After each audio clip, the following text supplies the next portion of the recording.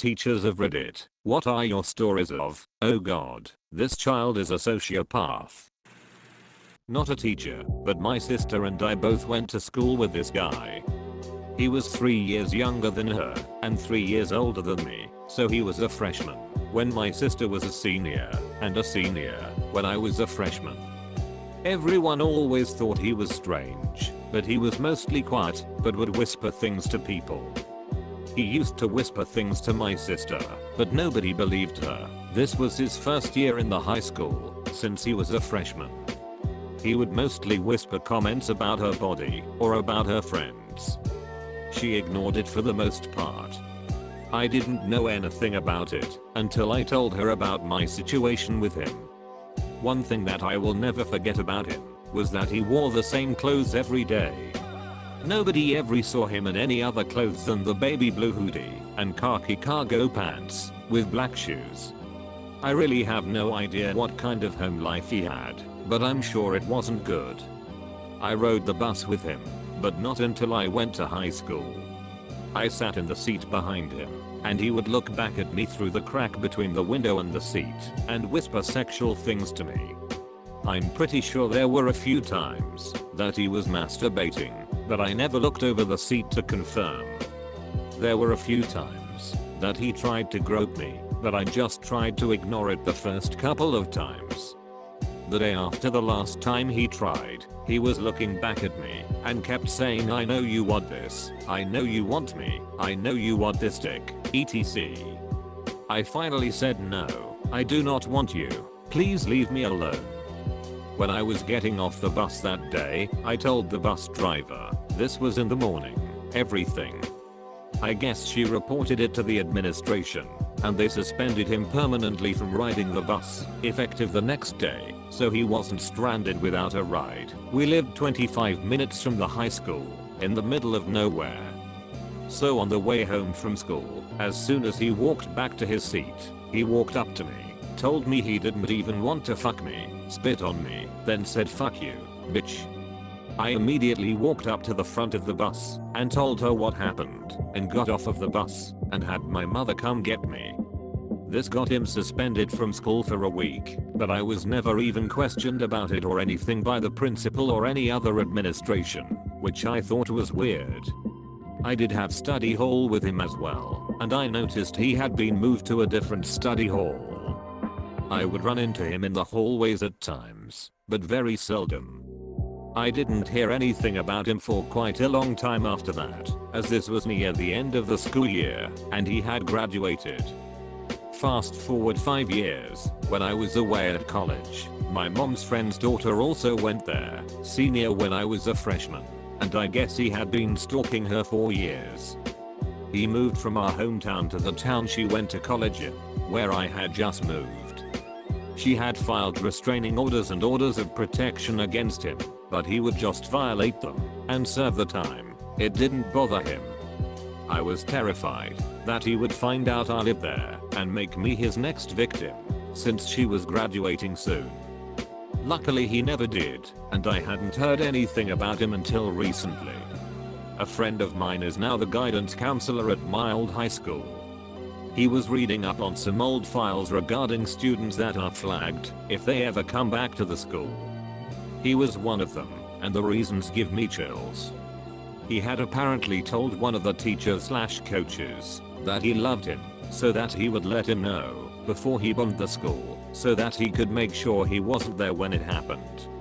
He also was found with a hit list of all of the people, teachers, and students both, that he wanted to kill, with detail of how he would kill them. There were several girls that he said he would rape before killing them.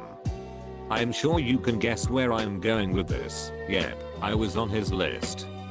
It makes me sick that I was never told about this, and that they let him continue going to the school instead of expelling him. I have no idea why he wasn't expelled. She started acting out when she was about 12 and got worse and worse. We did all kinds of therapy, private schools, rehabs. We tried everything. Her dad, her stepdad, and all of her grandparents were on board with me trying to help her. but we couldn't keep her from sneaking out and getting in trouble unless we were willing to have someone up and watching her 24/7. It was exhausting. She's now just turned 28. I haven't spoken to her in about 6 months. She never changed. You can't trust her to have a visit because she will steal from you.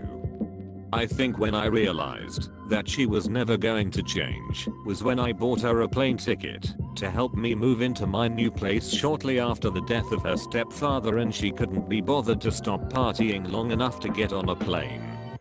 This was the last time I tried hard to be close with her. She was about 22 when this happened. It's the great tragedy of my existence.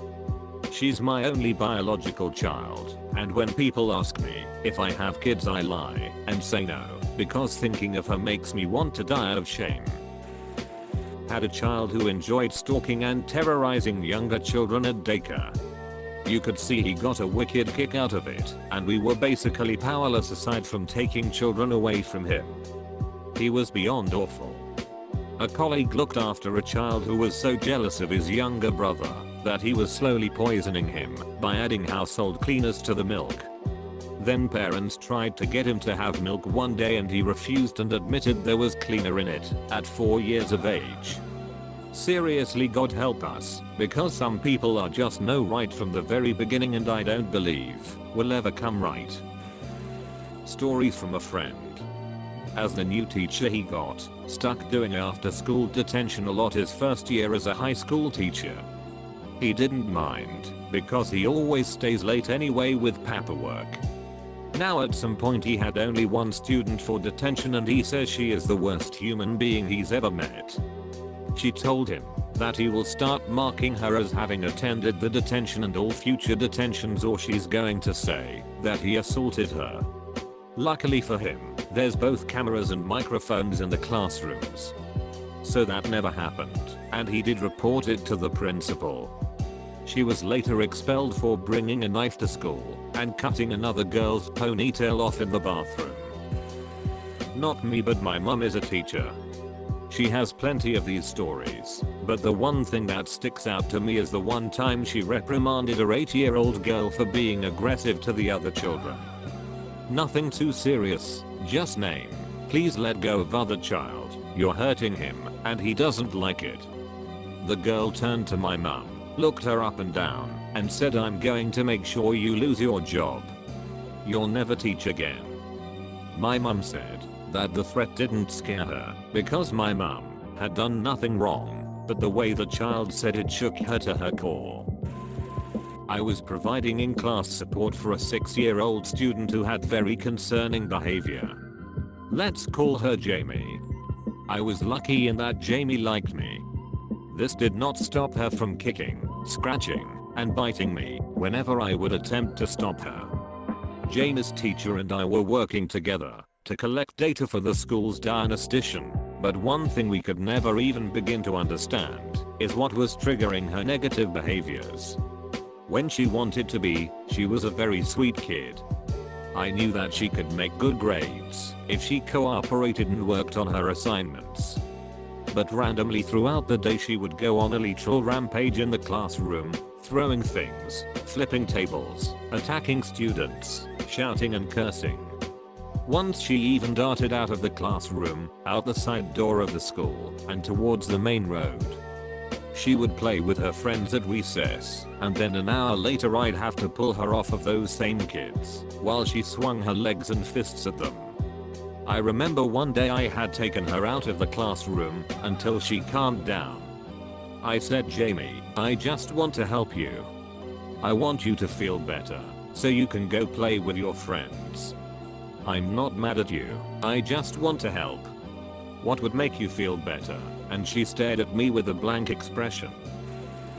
A first grader, Madison, made up name is made up, pushed a friend off of a high stool in the art room because the other girl wouldn't share her crayon. Immediately give up the crayon, even though she was in the middle of using it.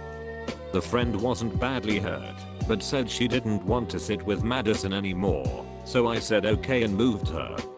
Madison burst into tears and told me that I had to force the other girl to sit with her, that it wasn't fair, that I told the other girl that she didn't have to share, that it wasn't fair, that I told the other girl that she didn't have to be friends with Madison if Madison was hurting her and making her feel bad, and how unfair it was that the other girl had fallen off the stool just to make Madison look bad. I just can't even with Madison.